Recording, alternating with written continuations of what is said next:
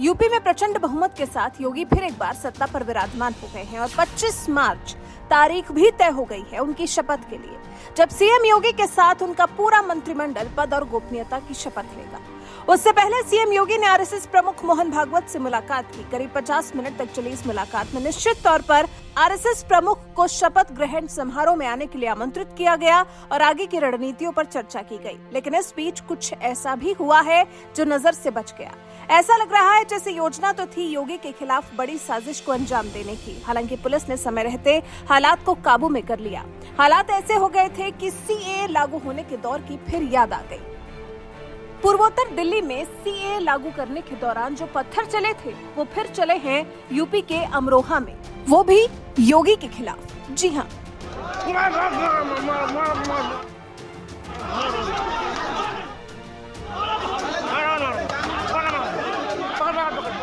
योगी आदित्यनाथ के गाने पर एक विशेष समुदाय के लोग कुछ इस तरह बिफरे कि छतों से ईंट पत्थर फेंकने लगे। ये घटना है होली वाले दिन की, जब हर कोई रंग खेलने में व्यस्त था। इलाके में डीजे बजाकर लोग डांस कर रहे थे, एक दूसरे पर रंग गुलाल उड़ा रहे थे। इसी बीच मोहल्ले में स्थित एक मस्जिद के पास बज रहे डीजे के चलते दोपहर बाद तनाव बढ़ गया, क्योंकि डीजे पर योगी के गाने बज रहे थे।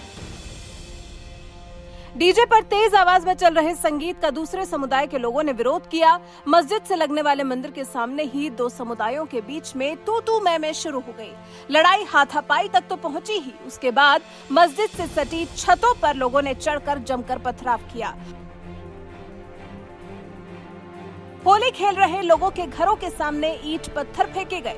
कई गाड़ियों को भी नुकसान हुआ, जिसे देख आंखों के सामने सीएए के विरोध में पूर्वोत्तर दिल्ली में हुई पत्थरबाजी की तस्वीर घूम गई। इस पथराव में कई लोगों को गंभीर चोटें आई हैं। विवाद की खबर जैसे ही प्रशासन को लगी, मानो हड़कंप मच गया। आनन फानन में भारी संख्या में पुलिस बल मौके पर पहुंच गया और मामले को शांत करवाया गया।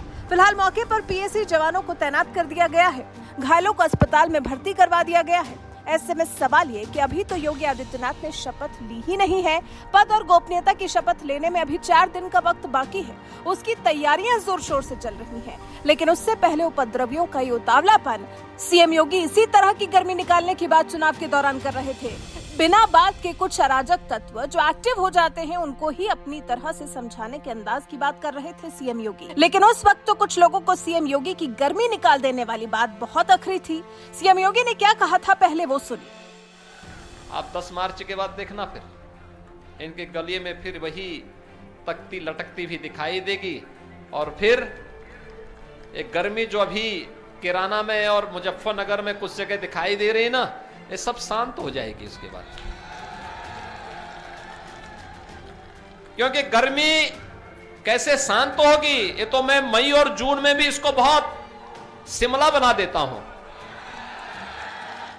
सीएम योगी इसी तरह की गर्मी शांत करने की बात कर रहे थे, लेकिन अखिलेश और उनके साथियों ने इस बात को दिल पर ले लिया। त्योहार वाले दिन अगर कुछ अराजक तत्व प्रदेश का माहौल खराब करने की कोशिश करेंगे तो ये कतई बर्दाश्त नहीं किया जाएगा। ये तो योगी कई मौकों पर दोहरा चुके हैं। वैसे आप डीजे पर बजे योगी के गाने को लेकर मचे उपद्रव को लेकर क्या कहना चाहेंगे? क्या इस तरह से किसी एक विशेष समुदाय का दूसरे समुदाय पर पत्थर फेंकना किसी भी समस्या का हल है? आपकी इस पर राय हमें कमेंट कर जरूर बताएं।